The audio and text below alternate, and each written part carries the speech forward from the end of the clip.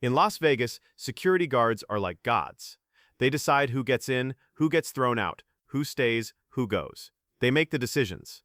Earl Thompson, former Nevada sheriff, 6'4", 270 pounds, 20 years of law enforcement experience, now head of security at a luxury casino. Power, authority, gun, badge, and that night, he decided to stop Bruce Lee. "This is for whites, Asians go to the kitchen," he said. 50 witnesses heard. Nobody intervened. Because everyone knew Earl. He was a hard man, a dangerous man. But 10 minutes later, Earl was crying. Bruce never touched him. He just talked. Las Vegas, Nevada, November 1971. Evening at 7, the Sands Hotel and Casino, heart of the Las Vegas Strip, an iconic venue where Frank Sinatra performed, where the Rat Pack gathered, where millionaires gambled, neon lights illuminating the sky, cars constantly coming and going. This city sells wealth, luck, dreams. Casino main entrance, massive glass doors, marble floor shining like mirrors, crystal chandeliers hanging from the ceiling, gold-plated details. Everything is show. Everything is prestige. 2 security guards at the door. Black suits, white shirts, black ties, earpieces, walkie-talkies, professional appearance. But one of them is different. Earl Thompson, 55 years old, 6'4", 270 pounds, broad shoulders, thick neck, large hands, was a Nevada state sheriff for 20 years. Small towns, desert roads, dangerous situations, knows how to use a gun, knows how to read people, and thinks he knows who's dangerous. Retired in 1970, became head of security at Sands Casino. Good job, good salary. But old habits remain. Prejudices remain. Racism remains. Tonight there's a special event. Upper floor of the casino, private hall, a martial arts demonstration, and gala dinner. Guests are wealthy businessmen, Hollywood producers, sports executives. Bruce Lee also invited, because he's a rising star right now. Green Hornet role, martial arts demos, growing fame in Hollywood. A producer invited him to discuss a potential film project. 7:15. Bruce arrives, by taxi, black suit, white shirt, thin black tie, classic, elegant. Next to him a small gym bag, probably contains martial arts clothing for the demonstration. Gets out of taxi, gives tip, politely thanks, walks toward casino entrance, calm steps, confident but modest posture, approaches the door. First security guard. Young man in his 20s, Michael sees Bruce, recognizes him, from Green Hornet, smiles. "Good evening, Mr. Lee. Welcome." Bruce nods in greeting. "Thank you, I'm invited to the gala." Michael prepares to open the door, but Earl intervenes, with his large body, pushing Michael aside. "Wait, I'll handle this." Michael tenses, but says nothing. Earl is the boss. Earl decides. Earl stands in front of Bruce, looking top to bottom, facial expression cold. Eyes narrow. Hard examination.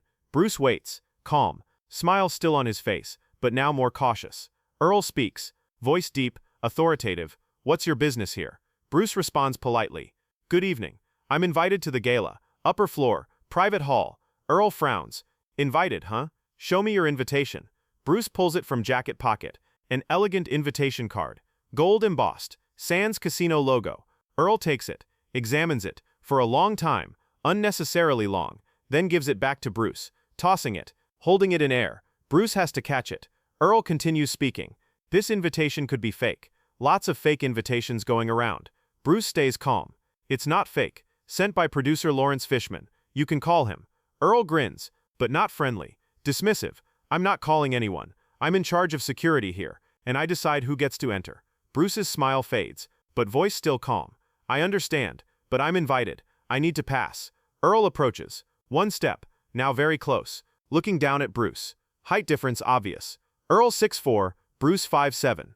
Earl's body shadows Bruce. Physical pressure, intentional. "This is for whites," Earl says, loudly. 50 people in the lobby. Everyone hears. Faces turn. Eyes focus. "This is a luxury place. We maintain our standards. People like you." Pauses, looks Bruce up and down. "Should use the kitchen entrance. In the back." Silence. 50 people in the lobby freeze. Some in shock, some uncomfortable. But nobody says anything. Because this is 1971. Because Earl carries a gun. Because Earl is authority. Bruce's facial expression changes. Smile gone. Now serious. But calm. Eyes on Earl's eyes. Direct. No fear. No anger either. Just clarity. "I'm invited. The color of my skin, my race, my origin, has nothing to do with it. I'm an expected guest here for an event." Earl laughs, loudly, announcing to the lobby. "Guest, You couldn't even be a waiter here. Sands Casino has standards. People like you enter through the back door, work in the kitchen, pick up trash.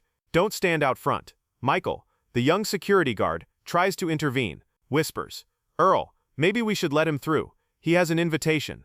Earl looks sharply. Shut up, Michael. I decide. But what Earl didn't know was this. Bruce Lee wasn't just a martial artist. He was also a philosopher, and he knew how to use mental power against physical power. In 10 minutes, Earl Thompson's entire world, all his beliefs, would collapse, and 50 witnesses would see it. Bruce takes a deep breath, makes a decision, won't use physical force. That would justify Earl, lead to arrest, make the situation worse. Instead, a different approach, talking, persuasion, humanity. Bruce speaks, voice calm but carries, announcing to the lobby, Mr. Thompson, did I understand correctly? You're telling me I can't enter this casino because of my skin color. Earl grins. You got it right. Rules are rules. Bruce nods. Slowly. I understand, and you enforce these rules, because you're the authority figure here. Earl puffs out his chest. Exactly. I'm the security director here. Was a sheriff for 20 years. I know the law. I know order. Bruce continues. 20 years as sheriff is great experience. You must have seen difficult situations, dealt with dangerous people. Earl nods, pleased to hear the praise. Yes, I've seen all kinds of people. Good, bad, dangerous. I know who's trustworthy. Bruce asks politely. And you see me as dangerous? Earl hesitates.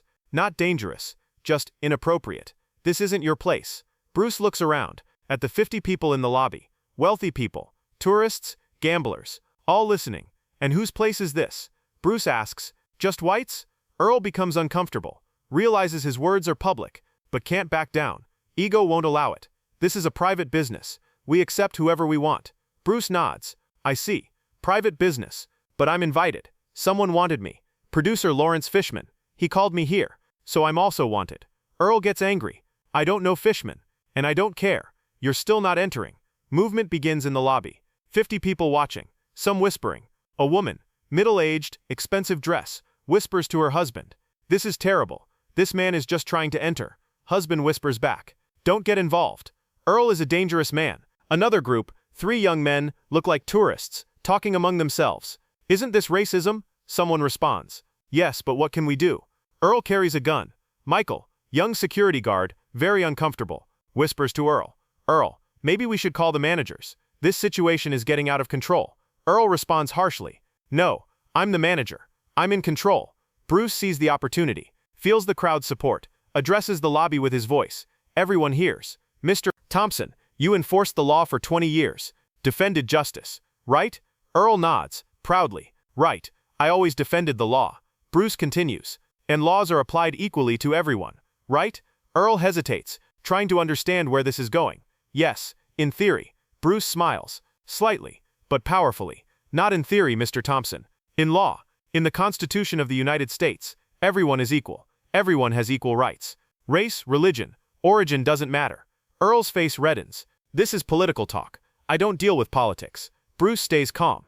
This isn't politics. This is humanity. And as a human being, as someone who was once a sheriff, you know this. Deep inside you know. Let me ask you this. If I were white, had an invitation, would you have stopped me? Silence. Earl can't answer, because the answer is obvious. No, he wouldn't have stopped him. People in the lobby notice. Bruce is winning. With words, with logic, with truth. No one knew that Bruce Lee wasn't just winning an argument. He was teaching 50 people a lesson. That silence makes you complicit in crime. That staying silent against injustice is supporting injustice. And in 10 minutes, those 50 silent witnesses would raise their voices for the first time in their lives. Bruce continues, voice softer but more powerful.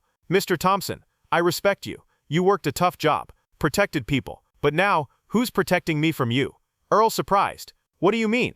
Bruce explains. You're using power against me. You have physical superiority. You have a gun. You have an authority position. I'm just a man. In a suit, with an invitation. Respectful. But you see me as a threat. Why? Because I look different. Is this fair? Earl's face changes. For the first time, goes on defense. I didn't threaten you. Bruce calm. Not physically. But with your words, yes. You told me to go to the kitchen because of my skin color. 50 people heard. Isn't that a threat? Isn't it an attack on my dignity, my worth, my humanity? A woman in the lobby, middle-aged, stands up, speaks bravely. That's right. I heard it. This is unacceptable. Her husband tries to pull her down. Sit down. But the woman resists. No, this is wrong. This man is right. Someone else joins. Young man in his 20s. I heard it too. And I don't agree. This is 1971. These things shouldn't happen anymore. Another one. Elderly man, mustached, cowboy hat. I'm from Nevada, and this doesn't represent my state. This man should pass. Domino effect. 1, 2, 3, 5, 10 people. Speaking. Giving support. Standing up to Earl. Half of the 50 people now vocal. Half supporting Bruce. Earl panics. Losing control. Pulls out walkie-talkie. Tries to call managers. But Michael, young security guard, holds Earl's hand. Gently. Earl, maybe we should just let him in. The situation is getting worse. Earl looks at Michael. Angry. But also confused. Lost control. Bruce takes a step. Toward Earl. But not threatening. Calm. Extends his hand. Open palm. Peace sign. Mr. Thompson, I'm not your enemy. I'm just a man who wants to enter. You're just a man doing his job. But sometimes, the job pushes us to do wrong things. Sometimes, old habits blind us. Maybe you're in this situation. Maybe you once thought differently. But over time, prejudices accumulated. Now there's an opportunity. To change. To do what's right. Earl's eyes tear up. For the first time, hardness on his face softens. Because Bruce is right. Earl was different once. As a young sheriff, believed in justice. Treated everyone equally. But years, hardness, prejudiced environments changed him. And now here, this small Asian man is showing him the truth. Earl's voice breaks. I'm just doing my job. Bruce speaks softly. I know. But the job can't be an excuse to lose our humanity. You're a good person, Mr. Thompson.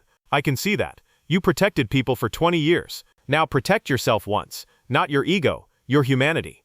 Earl lowers his head, hands on face, shoulders shaking, crying. In front of 50 people, head of security, former sheriff, crying. Michael approaches, puts hand on Earl's shoulder. Earl, are you okay? Earl raises his head, eyes red, but there's clarity in his gaze. Now a decision has been made. I was wrong. I'm sorry. Looks at the lobby, then at Bruce. I apologize, Mr. Lee. You're right. I was wrong. Please, enter. Welcome. The lobby starts applauding, slow at first, then faster. 50 people, all applauding. Because justice prevailed. Because a man changed. Because courage was rewarded. And that night in Las Vegas, something happened that isn't written in casino records. A security guard apologized. A racist man began to change. And 50 silent witnesses raised their voices for the first time.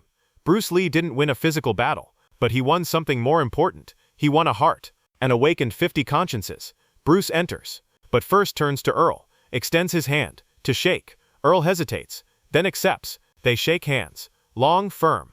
2 men. 1 former enemy. 1 new friend. Earl whispers. Thank you, for not stopping me. Bruce smiles. I didn't stop you. You stopped yourself. The good person inside you won. Earl nods. I've been thinking wrong for years. Today I understood that. Bruce puts his hand on Earl's shoulder. It's never too late. Change is never too late. Michael intervenes, smiling. Mr. Lee, shall I show you the way? Gala is upstairs. Bruce nods. Thank you, Michael. But before leaving, turns to the lobby, to the 50 people, addresses them. Thank you all. Today you showed courage. You spoke instead of staying silent. This may seem small, but it's very important, because the greatest weapon against injustice is breaking the silence. Applause starts again, louder this time. Some people stand up, show of respect. Bruce walks toward the elevator. Michael beside him. Earl remains at the door, watching, mixed emotions on his face. Shame, regret, but also hope. Hope for change. Upper floor, private hall, lavish venue, about 100 guests, wealthy people, Hollywood producers, businessmen. Bruce enters. Producer Lawrence Fishman greets him. Bruce, glad you came. You're late. Was there a problem? Bruce smiles. Small delay, but it was resolved. Fishman curious. What happened? Bruce explains. Short, concise. Fishman listens. Face reddening with anger. This is unacceptable. I'm going to fire Earl. Bruce raises his hand. No, please. He just made a mistake. And he admitted the mistake. People make mistakes. What matters is learning. He learned today. Fishman hesitates. You're very generous, Bruce. I would be angry. Bruce nods. Anger is easy. Forgiveness is hard. But forgiveness is more powerful. The evening progresses. Bruce does his demonstration. Fighting techniques. Philosophy. Jeet Kune Do. Guests impressed. Applauding. But what's truly impressive is what Bruce did downstairs in the lobby. That story also spreads. Gala attendees hear. Whispering. Talking. Their respect grows. But the story doesn't end here, because Earl Thompson changed after that night. Next day went to Sands Casino Management. Resigned, not to be fired. to improve himself. 6 months later, started volunteering at a civil rights organization. Bruce Lee's lesson changed a man's life, permanently. 1972. Earl Thompson sends a letter by mail to Los Angeles, to Bruce Lee. Inside his apology, thanks, and an update. Earl now works at a civil rights organization, gives talks to youth about prejudice, tells his own story, how he thought wrong, how he changed, and how Bruce Lee helped him. Bruce reads the letter, smiles, writes back, short but sincere. Dear Earl, your letter made me very happy. What you did is the hardest thing, admitting your mistake and changing. You did it. Now you're helping others too. This is real courage. I'm proud. Keep going. The world needs people like you. Respectfully, Bruce Lee, 1975, a civil rights conference in Las Vegas. Earl Thompson, one of the speakers, tells the audience about that night in 1971, how he stopped Bruce Lee, how he made racist comments, and how Bruce's words changed him. The hall listens, 200 people, silently. When Earl finishes the story, in tears. I learned two things that night. First, power isn't physical. Words are more powerful than weapons. Second, it's never too late to change. I was 55 years old, but I changed, and if I could change, anyone can change. The hall stands up, applauding, not for Earl, for his transformation, and for Bruce Lee's legacy. November 1971, that night, hotel room. Bruce writes in his journal, "Today I was stopped at a casino. A security guard didn't want to let me in because of my race. 50 people watched. I didn't use physical force. I just talked, told the truth. And 10 minutes later, that man apologized, cried, changed. This is my greatest victory, because I didn't win a fight. I won a heart. And maybe I changed a lifetime. This is real kung fu, not just punches and kicks. Words, compassion, understanding. These are the most powerful weapons." Puts down the pen, looks out the window at Las Vegas lights. Neon, bright, flashy. But inside, there's real light, the light of humanity. And Bruce smiles. Because that night, in the Sands Casino lobby, it wasn't just a confrontation. It was a lesson. For 50 people, for a security guard, and maybe for more. Because this story will spread, will be told. And every time it's told, one more person will think, one more person will change. And that's how, without war, a world changes.